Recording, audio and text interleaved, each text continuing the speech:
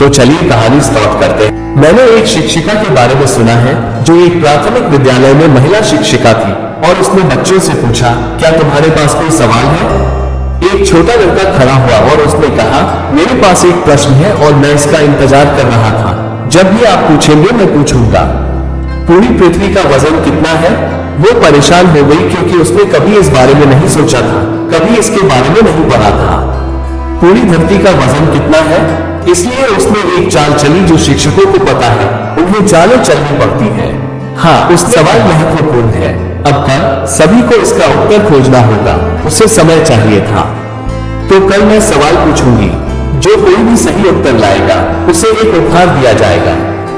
सभी बच्चों ने बहुत खोजा लेकिन वे नहीं पा सके और शिक्षिका लाइब्रेरी की ओर भागी।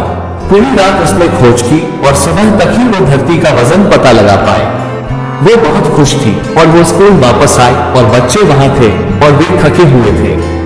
उन्होंने कहा कि वे नहीं पा सके। हमने माँ से पूछा और हमने पिताजी से पूछा और हमने सभी से पूछा, कोई नहीं जानता। ये प्रश्न बहुत कठिन लगता है। शिक्षिका हंस पड़ी और बोली, ये कठिन नहीं है, मुझे उत्तर पता है, लेकिन मैं बस ये जानने की कोशिश कर रही थी कि तुम इसका उत्तर खोज सकते हो या नहीं। ये पृथ्वी का भार 5.9722 x 1024 किलोग्राम है। वो छोटा बच्चा जिसने प्रश्न उठाया था वो फिर खड़ा हो गया और बोला, लोगों के साथ या बिना लोगों के? अब वही स्थिति। इसलिए बुद्ध कहते हैं, ये सोचने का सवाल नहीं है। आप सवाल पूछते हैं और मैं बस उसे देखता हूं और जो भी सत्य है वो प्रकट हो जाता है। ये सोचने और उसके बारे में सोचने का सवाल नहीं है। उत्तर किसी तार्किक तर्क के रूप में नहीं आ रहा है, ये सिर्फ सही केंद्र पर ध्यान केंद्रित करना है।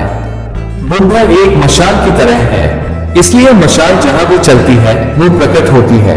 सवाल चाहे जो भी हो, ये बात मायने नहीं रखती। बुद्ध के पास प्रकाश है और जब भी वो प्रकाश किसी भी प्रश्न पर आएगा तो उत्तर प्रकट हो जाएगा। उत्तर उस प्रकाश से निकलेगा। यह एक सरल घटना है, एक रहस्य उद्घाटन है। जब कोई आपसे पूछता है तो आपको इसके बारे में सोचना पड़ता है, लेकिन अगर आप नहीं जानते तो आप कैसे सोच सकते हैं? अगर आप जानते तो सोचने की कोई जरूरत नहीं है। अगर आप नहीं जानते तो आप क्या करेंगे? आप स्मृति में खोज करेंगे, आपको कई सुराग मिलेंगे, आप बस एक पैचवर्क करेंगे। आप वास्तव में नहीं जानते, अन्यथा प्रतिक्रिया तुरंत होती। जिब्रान के पास एक कहानी है। वो कहता है, एक रात शोर के कारण माँ और बेटी अचानक जाग गई। वे दोनों नींद में चलने वाली थी और जिस समय पड़ोस में अचानक शोर हुआ वे दोनों बगीचे में टहल रही थी, सो रही थी। वे नींद में चलने वाली थी। यह एक झटका रहा होगा क्योंकि नींद में बूढ़ी औरत माँ बेटी से कह रही थी, तेरी वजह से मेरी जवानी चली गई, तूने मुझे बर्बाद कर दिया और अब जो भी घर में आता है तेरी तरफ देखता है, मेरी तरफ कोई नहीं देखता। एक गहरी ईर्ष्या जो हर माँ को होती है जब बेटी जवान और सुंदर हो जाती है। ये हर माँ के साथ होता है, लेकिन यह अंदर है। और बेटी कह रही थी, तू बूढ़ी सड़ी हुई, तेरी वजह से मैं जीवन का आनंद नहीं ले सकती। तू ही बाधा है, हर जगह तू ही बाधा है, रुकावट है, मैं प्रेम नहीं कर सकती, मैं आनंद नहीं ले सकती। और अचानक शोर के कारण वे दोनों जाग गई और बूढ़ी औरत ने कहा, मेरी बच्ची, तुम यहाँ क्या कर रही हो? तुम्हें सर्दी लग सकती है, अंदर आ जाओ। और बेटी ने कहा, लेकिन तुम यहाँ क्या कर रहे हो? तुम्हारी तबीयत ठीक नहीं थी और रात भी ठंडी है। आओ माँ, बिस्तर पर आओ। पहली बात जो हो रही थी वो अचेतन से आ रही थी। अब वे फिर से दिखावा कर रहे हैं, वे जाग गए हैं। अब अचेतन वापस चला गया है, चेतन अंदर आ गया है। अब वे पाखंडी है। तुम्हारा चेतन पाखंड है। अपनी यादों के साथ सच में ईमानदार होने के लिए व्यक्ति को वास्तव में कठिन प्रयास से गुजरना होगा और आपको सच्चा होना होगा, चाहे कुछ भी हो। तुम्हें पूरी तरह सच्चा होना होगा। तुम्हें जानना होगा कि तुम अपने पिता के बारे में, अपनी माँ के बारे में, अपने भाई के बारे में, अपनी बहन के बारे में वास्तव में क्या सोचते हो सच में। और जो तुम्हारे पास अतीत में है उसे मिलाओ मत, बदलो मत, चमकाओ मत, उसे वैसा ही रहने दो। यदि ऐसा होता है तो पतंजलि कहते हैं यह एक स्वतंत्रता होगी। तुम इसे छोड़ दोगे, पूरी बात बकवास है और तुम इसे भविष्य में फिर से प्रक्षेपित नहीं करना चाहोगे और तब तुम पाखंडी नहीं रहोगे। तुम वास्तविक, सच्चे, निष्कपट होगे, तुम प्रामाणिक हो जाओगे और जब तुम प्रामाणिक हो जाते हो तुम चट्टान की तरह हो जाते हो। कुछ भी तुम्हें बदल नहीं सकता, कुछ भी भ्रम पैदा नहीं कर सकता। तुम तलवार की तरह हो, जाते हो। तुम हमेशा जो कुछ भी गलत है उसे काट सकते हो, तुम जो कुछ भी सही है उसे गलत से अलग कर सकते हो, और तब मन की स्पष्टता प्राप्त होती है। वो स्पष्टता तुम्हें ध्यान की ओर ले जा सकती। एक राजा ने सपना देखा। रात को सपने में उसने मौत को देखा। वो डर गया। उसने पूछा, क्या बात है, तुम मुझे इतना डरा क्यों रही हो? मौत ने कहा, मैं तुम्हें यह बताने आई हूं कि कल सूर्यास्त तक मैं आ रही हूं, इसलिए तैयार हो जाओ। ये सिर्फ दया के कारण है ताकि तुम तैयार हो सको।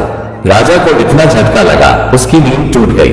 आधी रात हो चुकी थी। उसने अपने मंत्रियों को बुलाया और उसने कहा, ऐसे लोगों को खोजो जो सपने की व्याख्या कर सके, क्योंकि समय कम है, हो सकता है कि यह सच हो। फिर व्याख्याकार आए, लेकिन जैसा कि व्याख्याकार हमेशा होते आए हैं, वे महान विद्वान थे। वे कई बड़ी बड़ी किताबें लेकर आए और उन्होंने चर्चा और विवाद और तर्क करना शुरू कर दिया, और सूरज उगने लगा और सुबह हो गई। और एक बूढ़ा आदमी जो राजा का बहुत भरोसेमंद नौकर था, वह राजा के पास आया और उसने उसके कान में फुसफुसाया, मूर्ख मत बनो। ये लोग हमेशा हमेशा के लिए झगड़ते रहेंगे और वे कभी किसी निष्कर्ष पर नहीं पहुंचेंगे। उद्धरण चिन्ह डॉट। अब हर कोई कोशिश कर रहा था कि उसकी व्याख्या सही हो, और राजा पहले से भी ज्यादा उलझन में था। इसलिए उसने बूढ़े आदमी से पूछा, तो मुझे क्या करना चाहिए? उसने कहा, उन्हें अपनी चर्चा जारी रखने दो।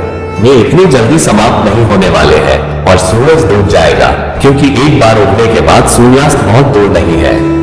बल्कि मेरी सलाह मानो और भाग जाओ, कम से कम इस महल से भाग जाओ, कहीं और रहो। शाम तक जहां तक संभव हो सके कहीं दूर पहुंच जाओ। तर्क सही लगा। राजा के पास बहुत तेज घोड़ा था, दुनिया का सबसे तेज। वो दौड़ा, वो भाग निकला। उसने सैकड़ों मील पार कर लिए, जब तक वो एक निश्चित शहर में पहुंचा। सूरज बस डूबने ही वाला था। वो बहुत खुश था। उसने अपने घोड़े को थपथपाया और कहा, तुमने अच्छा किया, हम बहुत दूर आ गए हैं। और जब वो अपने घोड़े को थपथपा रहा था, अचानक उसे लगा कि उसके पीछे कोई खड़ा है। उसने पीछे देखा, वही मौत की छाया। और मौत हंसने लगी, और राजा ने कहा, क्या बात है, तुम क्यों हंस रहे हो? मृत्यु ने कहा, मैं चिंतित थी क्योंकि तुम्हें इसी पेड़ के नीचे मरना था, और मुझे चिंता थी कि तुम कैसे पहुंचोगे। तुम्हारा घोड़ा वास्तव में महान है। यह अच्छा रहा, मुझे भी अपने घोड़े को थपथपाने दो। इसलिए मैं तुम्हारे सपने में आया था। मैं चाहता था कि तुम महल से भाग जाओ, क्योंकि मैं बहुत चिंतित था कि यह कैसे होगा, तुम कैसे पहुंच पाओगे। जगह बहुत दूर लग रही थी और केवल एक दिन बचा था। लेकिन तुम्हारे घोड़े ने अच्छा किया, तुम समय पर आ गए। तुम जहां भी जाओगे तुम पाओगे कि मौत तुम्हारा इंतजार कर रही है। सभी दिशाओं में मौत इंतजार कर रही है, सभी जगहों पर मौत इंतजार कर रही है। इसलिए इससे बचा नहीं जा सकता। तब मन इससे बचने का कोई तरीका सोचने लगता है। और काफी कहानियां जल्दी लेके आएगी। सभी प्यारे दोस्तों, चैनल जरूर सब्सक्राइब करें।